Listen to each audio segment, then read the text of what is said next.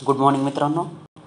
तर आज आपण बघणार आहेत ॲनाल्जेसिक्स, त्यामध्ये non steroidal anti inflammatory drugs, त्यालाच दुसऱ्या भाषेमध्ये आपण काय म्हणू शकतो, NSAID.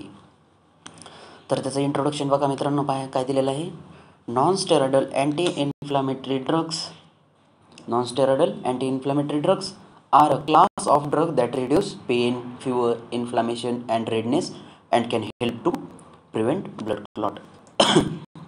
बघा इंट्रोडक्शनमध्ये काय सांगते ते, non steroidal anti inflammatory drugs हा असा ड्रग्सचा क्लास आहे ज्यामध्ये आपण काय करू शकतो, पेन रिड्यूस करू शकतो, आपला ताप रिड्यूस करू शकतो, इन्फ्लामेशन रिड्यूस करू शकतो, जो काही रेडनेस आलेला असेल तो पण रिड्यूस करू शकतो, आणि काही प्रमाणात काय करू शकतो आपण, ते ब्लड क्लॉटला पण प्रिव्हेंट करू शकतो. पुढं काय म्हणतं ते, they have anti inflammatory drugs are a class of drugs that reduce pain, inflammation आणि फिवर. मग तेच सांगतं की बाबांनो, जो क्लास आहे तो काय करतो, आपलं पेन रिड्यूस करायचं काम करतो, इन्फ्लॅमेशन रिड्यूस करायचं काम करतो, फिवर रिड्यूस करायचं काम करतो. पुन्हा काय म्हणते, non steroidal anti inflammatory drugs are aspirin type और नॉन ओपॉइड ॲनाल्जेसिक. आता हे ॲनाल्जेसिक्स, ओपॉइड हे आपण पुढच्या लेक्चर्समध्ये बघणार आहोत. आता बघूया आपण डेफिनेशन. डेफिनेशन बघा किती एकदम सोप्या प्रकारामध्ये दिलेले आहे. Non steroidal anti inflammatory drugs are a class of drugs that reduces pain, fever, inflammation, redness and can help to prevent blood clot. बघा जसं इंट्रोडक्शनमध्ये दिलं आहे तसंच खाली डेफिनेशनमध्ये सुद्धा दिलेलं आहे, एकदम सोप्या पद्धतीनं दिलेलं आहे. जास्त तुम्हाला हेडेक घ्यायची गरज नाही, काही नाही. तर आता यानंतर आपण त्याचं बघणार आहे क्लासिफिकेशन. तर क्लासिफिकेशनमध्ये बघा काय दिलेलं आहे.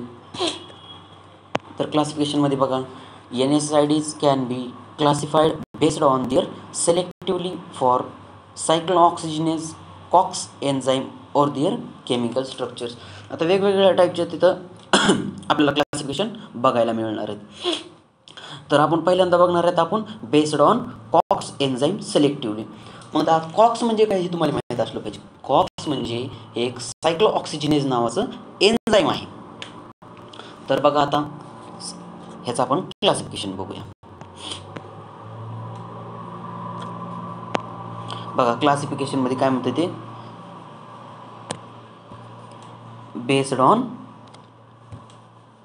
COX enzyme selectively. बघा पहिलं काय दिलेलं आहे, नॉन सेलेक्टिव्ह कॉक्स इनिबिटर्स. 2 नंबरला काय दिलेलं आहे, सेलेक्टिव्ह कॉक्स 2 इनिबिटर्स. आणि 3 नंबरला काय दिलेलं आहे, प्रिफरेन्शियल कॉक्स 2 इनिबिटर्स. तर आपण त्याचे आता नॉन सेलेक्टिव्ह कॉक्स इनिबिटरचे एक एक्झाम्पल बघू ड्रगचे. पहिलं बघा काय दिलं आहे, ॲस्पिरिन, आयबुप्रोफिन, डायक्लोफिनॅक. 2 नंबरला काय दिलेलं आहे, नॉन सेलेक्टिव्ह कॉक्स 2 इनिबिटर्समध्ये सिलोकॉक्सिब, पॅराकॉक्सिब, इटेरोकॉक्सिब. आणि प्रिफरेन्शियल कॉक्स 2 इनिबिटर्समध्ये काय दिलेलं आहे, डायक्लोफिनॅक, ॲसिलोफिनॅक आणि दुसरं काय दिलेलं आहे, इथोडोलॅक. हे झालं based on COX enzyme selectively यावर क्लासिफिकेशन. बघा मित्रांनो एकदम सोप्या पद्धतीत आहे. आता जर समजत नसेल तर परत लेक्चर म्हणजे रिवाईज करा, त्याला रिकॉल करा तर समजून येईल. पुन्हा 2 नंबरला काय दिलेलं आहे बघा, बेस्ड ऑन केमिकल स्ट्रक्चर. त्याच्या केमिकल स्ट्रक्चरच्या बेसिसवर काय केलेलं आहे, क्लासिफिकेशन दिलेलं आहे. तर त्याच्यामध्ये पहिल्यांदा काय दिलेलं आहे, सॅलिसायक्लिड्स एक्झाम्पल काय आहे, ॲस्पिरिन. पुन्हा काय आहे, प्रोपॅनॉइक ॲसिड डेरिव्हेटिव्ह, त्याचं कोणतं एक्झाम्पल आहे, आयबुप्रोफिन आहे. पुन्हा कोणतं आहे, ॲसिटिक ॲसिड डेरिव्हेटिव्हचं कोणतं आहे, डायक्लोफिनॅक आहे. आणि ऑक्झिकॅम्सचं कोणतं आहे, बघा ऑक्झिकॅम्सचं कोणतं आहे, पायरोक्झॅम आहे. पुन्हा कोणतं आहे, हे झालं 4थ्या नंबरचं. पुन्हा नंतर कोणतं आहे, कॉक्सिबचं कोणतं आहे, सिलोकॉक्सिब लक्षात ठेवा. आणि पुन्हा दुसरं कोणतं आहे, फिनॅमेल्सचं कोणतं आहे, मिफेफेनिक ॲसिड. पुन्हा नंतर कोणतं आहे, पायरोझोलेन्स हे मिथेनामाइड नाव त्याचं. इथं आता स्पेलिंग थोडीशी दिसणार नाही तुम्हाला मित्रांनो. तर अशा प्रकारे आपण हे 2 क्लासिफिकेशन बघितले. कशाचे, NSAIDचे, based on COX enzyme selectively आणि बेस्ड ऑन केमिकल स्ट्रक्चर. तर आता आपण तिसरं क्लासिफिकेशन बघू. बघा तिसरं क्लासिफिकेशन कशावर आहे, बेस्ड ऑन ड्युरेशन. ड्युरेशन म्हणजे तुम्हाला माहिती, बेस्ड ऑन ड्युरेशनवर कोणते असणार, मेनली 2 असणार. एक कोणते शॉर्ट ॲक्टिंग आणि दुसरे कोणतं लॉंग ॲक्टिंग. आता शॉर्ट ॲक्टिंगमध्ये कोणते येतं, आयबुप्रोपिन आणि डायक्लोफिनॅक. आणि लॉंग ॲक्टिंगमध्ये कोणते आहेत, पायरोक्झॅम आणि मेलोक्झॅम. तर आता हे बघितले आपण क्लासिफिकेशन NSAIDचे according to chemical, according to structure आणि अकॉर्डिंग टू ड्युरेशन. आता बघूया mechanism of action. Mechanism of action म्हणजे काय माहीत असलं पाहिजे तुम्हाला पहिल्यांदा, की बाबा हे ड्रग आता आपण इंटेक केल्याच्यानंतर ह्याचं मेकॅनिझम ऑफ ॲक्शन कसं आहे, कोणत्या ठिकाणी ह्याचं मेकॅनिझम ऑफ ॲक्शन स्टार्ट होतं आहे आणि संपतं आहे, हे तुम्हाला मेनली माहीत असणं गरजेचं आहे. तर आपण बघूया आता त्याचं मेकॅनिझम ऑफ ॲक्शन. तर बघा काय म्हणतंय, NSAIDs इनहिबिट सायक्लोऑक्सिजन्स. आता मग सांगितलं मी तुम्हाला, सायक्लोऑक्सिजनेस म्हणजे काय आहे, एक एन्झाईम आहे. मग त्या एन्झाईमचं काम काय आहे बघा, NSAID inhibit cyclooxygenase enzyme COX-1 and COX-2 leading to reduce synthesis of prostaglandin. जेव्हा आपण NSAID ड्रग इनटेक घेतो तेव्हा काय होते बघा, सायक्लोऑक्सिजनेस नावाचा जो एन्झाईम आहे तो काय करणार आहे बघा, COX-2 COX-1 leading to reduce synthesis of prostaglandins आणि thromboxanes which are mediators of pain, inflammation आणि फ्युअर. मग आपण NSAID घेतलं तर काय होणार, इनहिबिट होणार म्हणजे स्टॉप होणार, त्याला बंद करणार. कुणाला, सायक्लोऑक्सिजनेसला. ते काय करणार होता, ते लीडिंग टू रिड्यूस सिंथेसिस. मग ते काय करणार आहे, प्रोस्टाग्लॅन्डिन्सची आणि थ्रोम्बोक्सॅम्सची काय करणार आहे, स्टॉप करणार आहे त्याला. आर द मेडिकेटर्स ऑफ, ते कशाचे मेडिकेटर्स हे पण तुम्हाला माहीत असणं गरजेचं आहे. ते कशाचे मेडिकेटर्स आहेत, पेन, इन्फ्लामेशन आणि फिवरचं. मग आपण NSAID घेतल्याच्या नंतर काय होणार आहे, मेकॅनिझम ऑफ ॲक्शन किती सोप्या पद्धतीत सांगवलं आहे. जी काही कॉक्स नावाचं एन्झाईम आहे त्याला काय करायला आपण, बंद करायला. आणि ते कॉक्स एन्झाईम काय करत होतं, प्रोस्टाग्लॅन्डिन्स आणि थ्रोम्बोक्सिन्सला काय करणार होतं, म्हणजे डायरेक्ट जाऊ देणार होतं. त्यानंच काय होतं, आपल्याला पेन, इन्फ्लामेशन जे होत होतं तर ते. मग आता पुढं काय बघा, COX-2 inhibitions provide anti inflammatory and analgesic effect. मग हे जे COX-2 एन्झाईम जे आहे ते काय आहे बघा, anti inflammatory, against the inflammation and analgesic. Analgesic म्हणजे तुम्हाला माहिती आहे, आता सगळ्यांना सांगायची गरज नाही, थोडंसं bull type effects. While COX-1 inhibition may lead to gastric side effect. मग कधी काळी काय होतं माहिती का, आपण काय COX-1 नावाचं जे म्हणजे हे घेतल्याच्या नंतर इनहिबिशन म्हणजे कधी काय ते पोटाचे जे काही गॅस्ट्रिक अल्सर्स असतील असे इफेक्ट्स कधी आपल्याला जाणून येऊ शकतात. मग आता आपण त्याचं काय बघूया, डोसेज बघूया. डोसेज म्हणजे काय तुम्हाला माहिती सगळ्यांना, डोसेज म्हणजे किती प्रमाणात तुम्ही घ्यायला पाहिजे, नाही घ्यायला पाहिजे हे. तर आयबुप्रोफेन किती या, 400 to 800 mg every day 6 to 8 hours. Ibuprofen किती घेणार तुम्ही, 4 to 800 mg every day for 6 to 8 hours. Second काय आहे, डायक्लोफिनॅक मीन्स किती, 500 mg थ्राईस डे. म्हणजे किती, डायक्लोफिनॅक किती घेणार, 50 mg दिवसातून 2दा किंवा 3दा. पुढं नंतर बघू अजून. त्याच्यानंतर काय आहे, ॲस्पिरिन आहे. ॲस्पिरिन किती घेणार, 325 to 600 mg every day for 4 to 6 hours for pain, fever. ज्या पेशंटमध्ये कोणाला पेन असन, फ्युअर असन, त्या पेशंटमध्ये आपण किती ॲस्पिरिन किती देणार अमाऊंटमध्ये, 325 ते 600 mg एव्हरी डे. सिलोकॉक्सिब किती देणार, सिलोकॉक्सिब हे पण ड्रग आहे तुम्ही बघितलेलं आहे, 100 to 200 mg ट्वाईस डेली, दिवसातून 2दा. मित्रांनो, डोक्याला टेन्शन काहीच घ्यायची गरज नाही. फार्मॅकोलॉजी एकदम सोपा सब्जेक्ट आहे, तुम्ही एकदम सोप्या प्रकारे शिकत आहोत. आता बघा त्याच्यानंतर तुम्हाला हे पण माहीत असणं गरजेचं आहे की बाबा रूट ऑफ ॲडमिनिस्ट्रेशन म्हणजे तुम्ही ड्रग कशा प्रकारे देणार. रूट ऑफ ॲडमिनिस्ट्रेशनमध्ये काय बघा, ओरल म्हणजे माउथ थ्रू देणार. मग कसा फॉर्म असणार त्याचा, टॅबलेट असू शकते, कॅप्सूल असू शकते, हे तुम्हाला माहितीच आहे. 2 नंबरला काय आहे, टॉपिकल्स म्हणजे काय असणार, कधी क्रीम्स असू शकतात, त्याच्या जेल्स असू शकतात. 3 नंबरला काय आहे, रेक्टल म्हणल्याच्यानंतर तुम्हाला माहीत असलं पाहिजे की बाबा आपण असं जर देत असोत तर त्याच्या काय असणार, सपोजिटरीज असणार. आणि चौथं काय आहे, पॅरेंट्रल. मग पॅरेंट्रल म्हणल्याच्यानंतर काय असणार, IV असणार, इंट्राव्हेनस असणार, इंट्रामस्क्युलर असणार. हे कशा फॉर्ममध्ये असणार, इंजेक्शन फॉर्ममध्ये. तर आता मित्रांनो हे बघितलं आपण त्याचं रूट ऑफ ॲडमिनिस्ट्रेशन. तर आता बघायचं आहे आपल्याला इंडिकेशन्स. मित्रांनो, इंडिकेशन्स खूप महत्त्वाचं आहे बरं का. ड्रग्जच तुम्हाला कधी द्यायचं हेच माहीत नसेल तर नंतर पुन्हा तुम्हाला एक्झाममध्ये लिहिता सुद्धा येणार नाही. तर बघा, इंडिकेशन्स म्हणजे काय, कधी यूज करणार, पेन रिलीफ. पेन रिलीफ म्हणजे काय, ज्या कोणत्या पेशंटचा त्रास होत असेल ते आपण पेन रिलीफ म्हणून सुद्धा यूज करू शकतो. बघा काय दिलेलं आहे त्याच्यामध्ये, mild to moderate pen.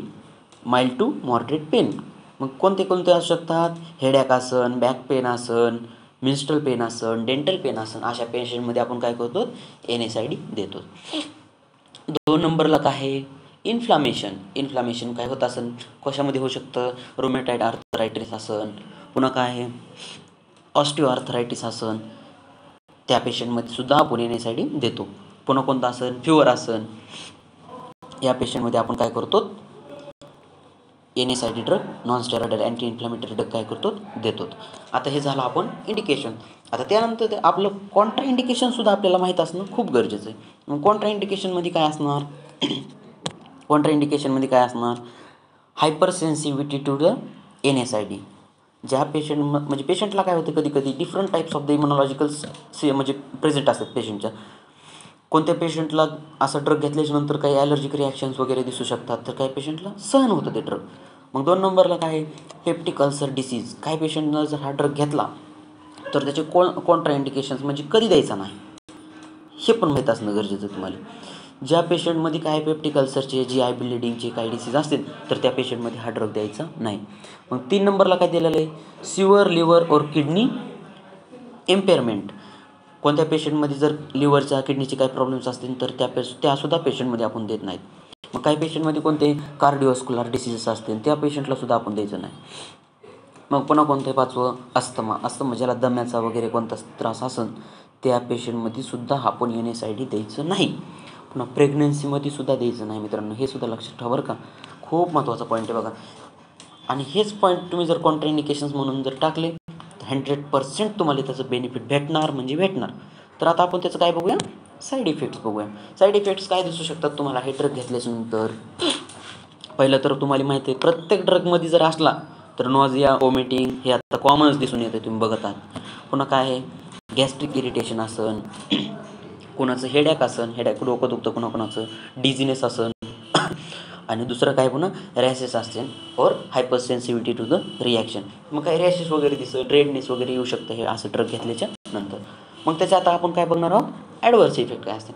Adverse effect कोणते असणार आहेत, gastro intestinal bleeding. Adverse effect म्हणतो मित्रांनो, हे लक्षात घ्या, hepatotoxicity, nephrotoxicity, acute kidney injury, increase risk of cardiovascular events. मग असं ड्रग घेतल्याच्यानंतर काय होतं, कधी कधी ॲडव्हर्स इफेक्ट कोणत्याच प्रकारे असं जाणू शकतो का बा कार्डिओस्क्युलर इव्हेंट होण्याचा चान्सेस असतो, ब्रॉन्कोस्पाझम इन द अस्थमॅटिक पेशंट. तर हे बघितलं आपण काय, ॲडव्हर्स इफेक्ट. तर आता बघणार आहोत आपण त्याचं रोल ऑफ नर्स. सर्वात महत्त्वाचा पॉईंट आहे, कारण कोणताही ड्रग जेव्हा तुम्हाला विचारला जाऊ शकतो तेव्हा तुमचं कामच आहे रोल ऑफ नर्स असन, त्यालाच काय म्हणतो नर्सेस इम्प्लिकेशन्स असन, रिस्पॉन्सिबिलिटी ऑफ नर्स असन, तर हे तुम्हाला लिहिणं गरजेचंच आहे. जर हे लिहिलं तरच तुम्हाला मार्क चेक करणार देऊ शकतो, अन्यथा थोडंसं कमी देणार. तर बघा रोल ऑफ नर्स काय आहेत, रोल ऑफ नर्स काय आहेत आपण बघणार आहोत. असिस्ट पेन, इन्फ्लामेशन और फिवर बिफोर ॲडमिनिस्ट्रेशन. ड्रग देण्याच्या अगोदर तुम्ही काय चेक केलं पाहिजे, पेशंटचं इन्फ्लामेशन बघितलं पाहिजे, फिवर बघितलं पाहिजे बिफोर ॲडमिनिस्ट्रेशन. मग 2 नंबरला काय दिलेलं आहे, monitor for Contra indications and allergies. मग मॉनिटर केलं पाहिजे, जेव्हा ड्रग घेतल्याच्यानंतर काही पेशंटमधून जर काही कॉन्ट्रा इंडिकेशन्स, ॲलर्जिक रिॲक्शन्स काय दिसून येत असतील तर ते काय केलं पाहिजे, टाईम टू टाईम मॉनिटर केलं पाहिजे. 3 नंबरला काय दिलेलं आहे बाबांनो, चेक रिनल अँड हिपॅटिक फंक्शन. पेशंटला डोस दिल्याच्यानंतर त्याचं रिनल आणि हिपॅटिक फंक्शनसुद्धा चेक करणं गरजेचं आहे. मग 4 नंबरला आपल्याला काय दिलेलं आहे, ensure correct route and dosage. जो काही डॉक्टरनं प्रिस्क्राईब केलेला रूट असन ड्रग ॲडमिनिस्ट्रेशन करायचा त्याच पद्धतीनं आपण काय केलं पाहिजे, डोस पेशंटला दिला पाहिजे. 5वं नंबरचं काय आपल्याला, observe for side effects by observe side effects. म्हणजे जे काही साईड इफेक्ट पेशंटचे असतील ते सुद्धा आपण टाईम टू टाईम ऑब्झर्व करीत चाललं पाहिजे. फॉर एक्झाम्पल काही रॅशेस असतील, रेडनेस असेल स्किनवर, हे सुद्धा आपण कंटिन्यू पेशंटला ऑब्झर्व केलं पाहिजे. 6वं काय दिलेलं आहे बघा, monitor vital science specially blood pressure. आता व्हायटल सायन्ससुद्धा मॉनिटर केले पाहिजेत पेशंटमध्ये. फॉर एक्झाम्पल काय असन, रेस्पायरेशन असन, पेशंटचं ब्लड प्रेशर असन, हे काय केलं पाहिजे आपण टाईम टू टाईम मॉनिटर केलं पाहिजे.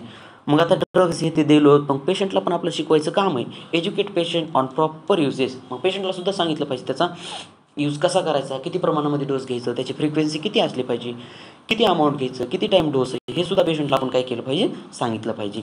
Avoid overdose. पेशंटला अवॉइड करायला सांगायचं ओव्हरडोस. मग 8व्या नंबरचं काय आहे, instruct patient to report symptoms like abdominal pain और ब्लड इन स्टूल. मग पेशंटला इन्स्ट्रक्ट करायचं,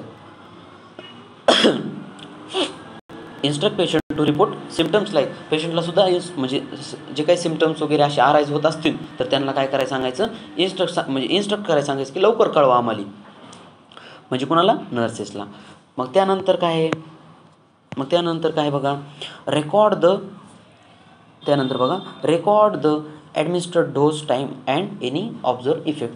मग कंटिन्युअस तुमचं काम काय असणार नर्सेसचं, तुम्ही कंटिन्युअस त्याला काय केलं पाहिजे, ॲडमिनिस्टर केलं की लगेच त्याचा टाईम घेतला पाहिजे, ऑब्झर्वेशन केलं पाहिजे. जे काही साईड इफेक्ट्स आलेले असतील तर ते सुद्धा कंटिन्युअस ऑब्झर्वेशन मॉनिटर करत राहायचं.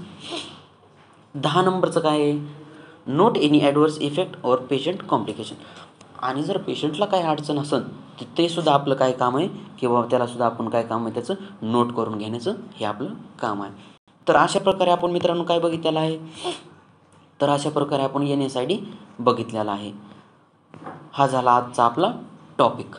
तर ह्या नोट्स आपल्याला यूट्यूब आपल्या मंगू 215 क्लासेसवर अवेलेबल आहेत. नोट्स पहा, चॅनलला सबस्क्राईब करा. थँक्यू मित्रांनो.